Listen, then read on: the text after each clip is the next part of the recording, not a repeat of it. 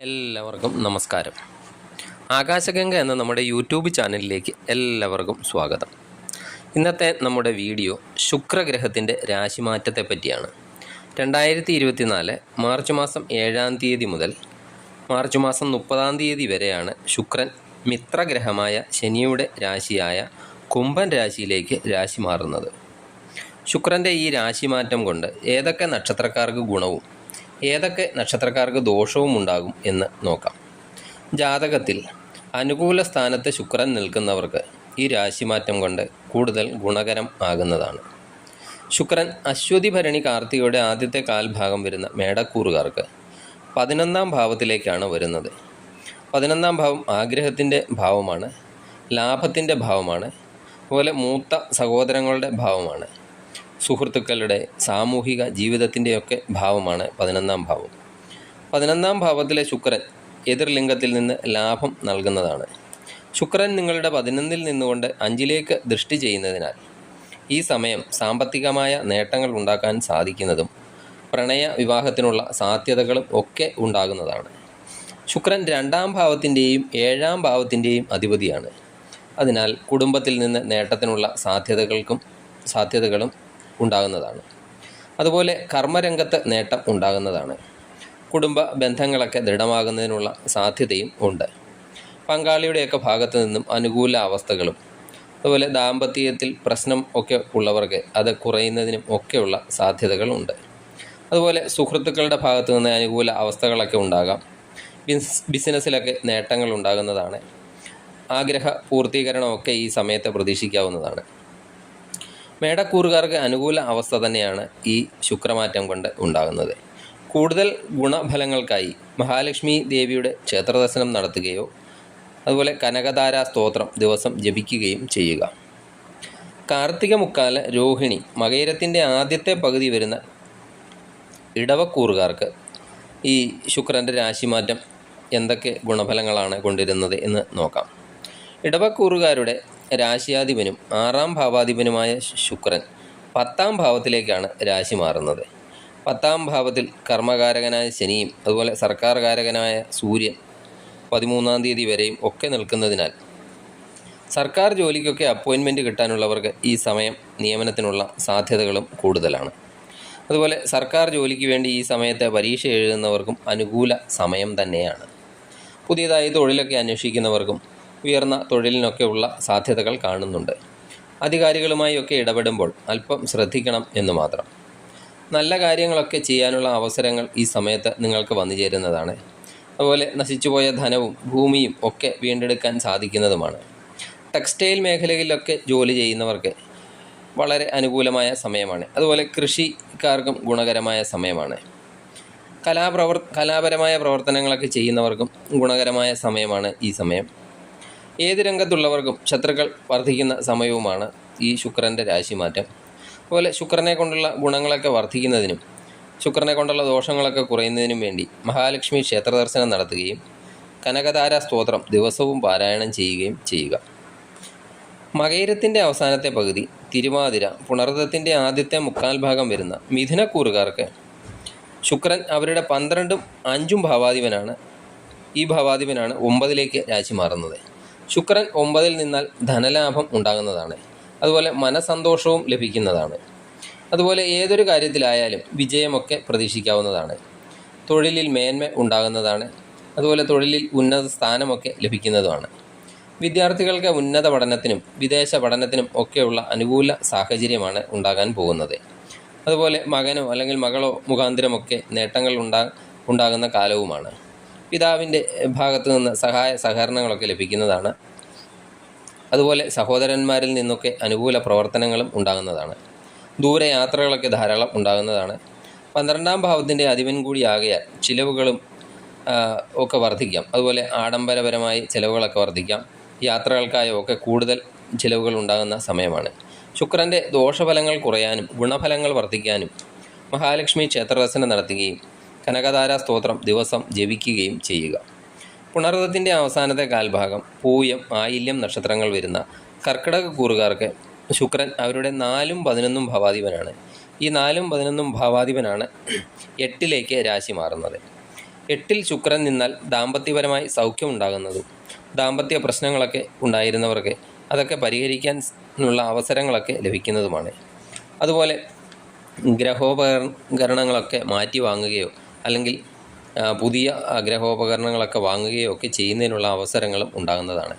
ശത്രുക്കളൊക്കെ ഉള്ളവരാണെങ്കിൽ ആ ശത്രുതയൊക്കെ പറഞ്ഞ് പരിഹരിക്കുന്നതിനുള്ള അവസരങ്ങളും വന്നു ചേരുന്നതാണ്. അതുപോലെ എന്തെങ്കിലും തരത്തിലുള്ള രോഗങ്ങൾ കൊണ്ടൊക്കെ ബുദ്ധിമുട്ടുകൾ അനുഭവിച്ചു കൊണ്ടിരിക്കുന്നവരാണെങ്കിൽ അതിനൊക്കെ ശമനം ഉണ്ടാകുന്നതാണ്. അതുപോലെ തടസ്സപ്പെട്ട് കിടക്കുന്ന പ്രവർത്തനങ്ങളൊക്കെ പുനരാരംഭിക്കാൻ കഴിയുന്നതാണ്. വാക്കും പ്രവൃത്തിയും ഒക്കെ സത്യസന്ധമായിരിക്കാൻ ഈ സമയത്ത് പ്രത്യേകം ശ്രദ്ധിക്കേണ്ടതാണ്. ശുക്രൻ്റെ ദോഷഫലങ്ങളൊക്കെ കുറയാനും അതുപോലെ ഗുണഫലങ്ങളൊക്കെ വർദ്ധിക്കാനും മഹാലക്ഷ്മി ക്ഷേത്രദർശനം നടത്തുക, അതുപോലെ കനകധാര സ്തോത്രം ദിവസം ജപിക്കുകയും ചെയ്യുക. മകം പൂരം ഉത്രത്തിൻ്റെ ആദ്യത്തെ കാൽഭാഗം വരുന്ന ചിങ്ങക്കൂറുകാർക്ക് 3ഉം 10ഉം ഭാവാധിപനായ ശുക്രനാണ് അവരുടെ 7ാം ഭാവത്തിലേക്ക് രാശി മാറുന്നത്. ഈ സമയം ദാമ്പത്യ ബന്ധത്തിലൊക്കെ അല്പം ശ്രദ്ധിക്കേണ്ട സമയമാണ്.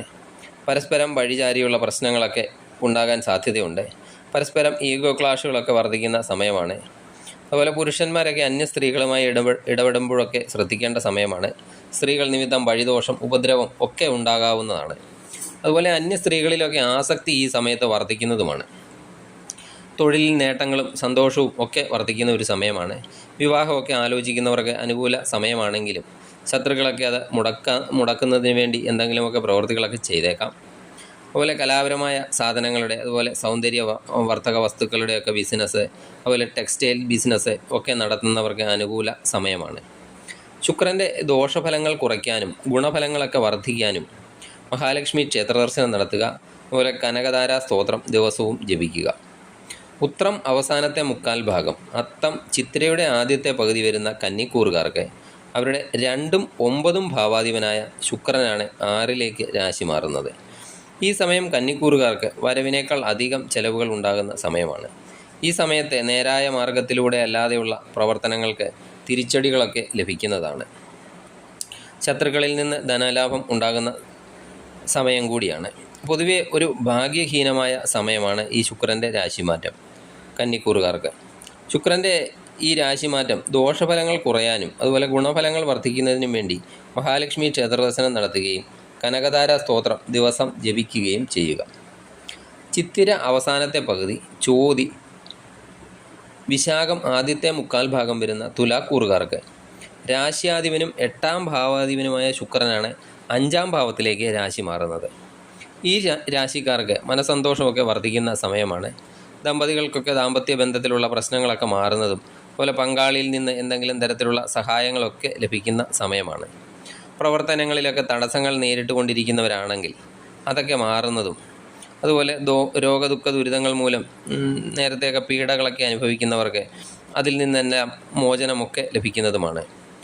പല മേഖലകളിലും അഭിപ്രായ വ്യത്യാസങ്ങളൊക്കെ ഉള്ളവർക്ക് തങ്ങളുടെ അഭിപ്രായങ്ങളൊക്കെ നടപ്പിലാക്കാൻ സാധിക്കുന്നതുമാണ്. വിവാഹം, പ്രണയവിവാഹം ഒക്കെ നടക്കാൻ സാധ്യതയും ഉണ്ട്. അതുപോലെ സന്താനങ്ങളുടെ ആരോഗ്യകാര്യത്തിൽ അല്പം ശ്രദ്ധിക്കേണ്ട സമയമാണ്.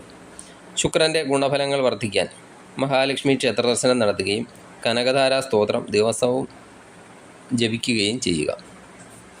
വിശാഖം അവസാനത്തെ 1/4 ഭാഗം, അനിഴം തൃക്കേട്ട നക്ഷത്രങ്ങൾ വരുന്ന വൃശ്ചികക്കൂറുകാർക്ക് 7ഉം 12ഉം ഭാവാധിപനായ ശുക്രനാണ് 4ാം ഭാവത്തിലേക്ക് രാശി മാറുന്നത്. വൃശ്ചികക്കൂറുകാർക്ക് ഈ സമയത്ത് ബന്ധുബലം വർദ്ധിക്കുന്നതാണ്. അതുപോലെ വീട്, വാഹനം, വസ്തു ഒക്കെ വാങ്ങുന്നവർക്ക് അനുകൂല സമയവുമാണ്. പുതിയ തൊഴിലിലേക്ക് മാറ്റമോ അല്ലെങ്കിൽ പുതിയ തൊഴിലോ ഒക്കെ ലഭിക്കുന്നതാണ്. വിദേശത്തൊക്കെ തൊഴിൽ അന്വേഷിക്കുന്നവർക്കും നേട്ടങ്ങൾ ഉണ്ടാകുന്നതാണ്. അതുപോലെ സമൂഹത്തിൽ പ്രതാപം ഒക്കെ വർദ്ധിക്കുന്നതാണ്.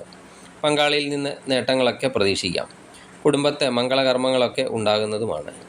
ശുക്രൻ്റെ ഗുണഫലങ്ങൾ വർദ്ധിക്കാൻ മഹാലക്ഷ്മി ക്ഷേത്രദർശനം നടത്തുകയും കനകധാര സ്തോത്രം ദിവസവും ജപിക്കുകയും ചെയ്യുക. മൂലം, പൂരാടം, ഉത്രാടം ആദ്യത്തെ 1/4 ഭാഗം വരുന്ന ധനുക്കൂറുകാർക്ക് 6ഉം 11ഉം ഭാവാധിപനായ ശുക്രനാണ് 3ലേക്ക് രാശി മാറുന്നത്. ധനുക്കൂറുകാർക്ക് ശുക്രൻ്റെ ഈ രാശി മാറ്റം മൂലം സമൂഹത്തിൽ നിന്നും കുടുംബത്തിൽ നിന്നുമൊക്കെ ബഹുമാനവും അംഗീകാരവും ഒക്കെ ലഭിക്കുന്നതാണ്. നിലവിൽ ശത്രുക്കളൊക്കെ ഉള്ളവരാണെങ്കിൽ അതെല്ലാം മാറി ശത്രുക്കളൊക്കെ ഇല്ലാതായി തീരുന്നതും സഹോദരങ്ങളിൽ നിന്നും ബന്ധുക്കളിൽ നിന്നും എല്ലാം ഗുണഫലങ്ങൾ ലഭിക്കുന്നതുമാണ്.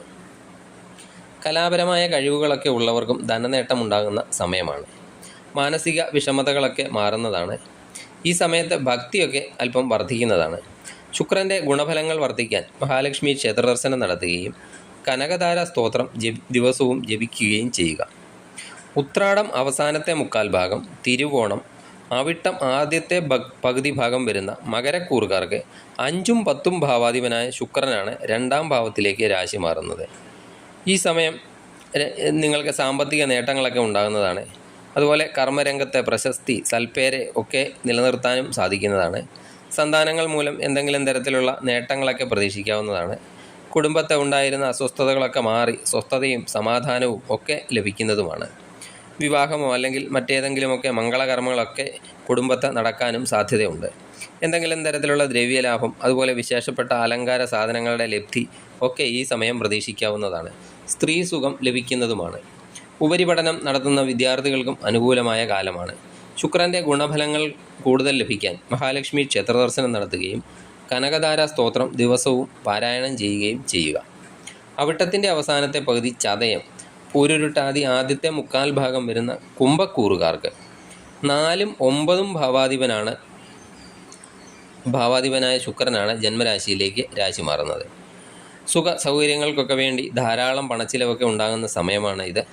വീട്, വാഹനം എന്നിവ മാറ്റി വാങ്ങാനോ അല്ലെങ്കിൽ പുതുക്കാനോ ഒക്കെയുള്ള അവസരങ്ങൾ ഈ സമയത്ത് നിങ്ങൾക്ക് ഉണ്ടാകുന്നതാണ്. അതുപോലെ ഉന്നത വിദ്യാഭ്യാസമൊക്കെ ചെയ്യുന്നവർക്ക് ഗുണകരമായ സമയമാണ്. മാതാവിൽ നിന്നും പിതാവിൽ നിന്നുമൊക്കെ നേട്ടം പ്രതീക്ഷിക്കാം. ഭക്ഷണസുഖം, വസ്ത്രലാഭം ഒക്കെ ഉണ്ടാകുന്നതുമാണ്. അതുപോലെ പങ്കാളിയിൽ നിന്ന് സഹായം, മനസ്സന്തോഷം ഒക്കെ ലഭിക്കുന്നതാണ്. തൊഴിൽ അന്വേഷിക്കുന്നവർക്ക് പുതിയ തൊഴിലൊക്കെ ലഭിക്കുന്നതാണ്. കൂടുതൽ ഗുണഫലങ്ങൾക്കായി മഹാലക്ഷ്മി ക്ഷേത്രദർശനം നടത്തുകയും പതിവായി കനകധാര സ്തോത്രം ജപിക്കുകയും ചെയ്യുക. പൂരുരുട്ടാതി അവസാനത്തെ കാൽഭാഗം, ഉത്രട്ടാതി, രേവതി നക്ഷത്രക്കാർക്ക് 3ഉം 8ഉം ഭാവാധിപനായ ശുക്രനാണ് 12ാം ഭാവത്തിലേക്ക് രാശി മാറുന്നത്. ഈ സമയത്ത് നിങ്ങൾക്ക് ചിലവുകളൊക്കെ വർദ്ധിക്കുന്ന സമയമാണ്. പങ്കാളിത്ത നേട്ടമൊക്കെ ഉണ്ടാകുന്നതും സഹോദരങ്ങൾ വഴി എന്തെങ്കിലും തരത്തിലുള്ള ചിലവുകൾ ഒക്കെ വർദ്ധിക്കുന്ന സമയവുമാണ്. പുതിയ തൊഴിലിനുള്ള സാധ്യതകളും കാണുന്നുണ്ട്. പല ഭാഗത്തു നിന്നും സഹായ സഹകരണങ്ങളൊക്കെ നിങ്ങൾക്ക് ഈ സമയത്ത് ലഭിക്കുന്നതാണ്. അതുപോലെ വിദേശ ജോലിക്കൊക്കെ ശ്രമിക്കുന്നവർക്കും അനുകൂലമായ സമയം തന്നെയാണ്. ചതി, വഞ്ചന ഒക്കെ ഉണ്ടാകാൻ സാധ്യതയുള്ളതിനാൽ അതും അല്പം ഈ സമയത്ത് ശ്രദ്ധിക്കണം. ശുക്രൻ്റെ ഗുണഫലങ്ങളൊക്കെ കൂടാൻ മഹാലക്ഷ്മി ക്ഷേത്രദർശനം നടത്തുകയും കനകധാര സ്തോത്രം പതിവായി പാരായണം ചെയ്യുകയും ചെയ്യുക. നിങ്ങൾക്ക് ഈ ശുക്രൻ്റെ രാശിമാറ്റം മൂലം ഉണ്ടാകുന്ന ഗുണദോഷ ഫലങ്ങൾ എല്ലാവർക്കും ഇഷ്ടപ്പെട്ടു എന്ന് കരുതുന്നു. വീഡിയോ ഇഷ്ടപ്പെട്ടാൽ ലൈക്ക് ചെയ്യുക.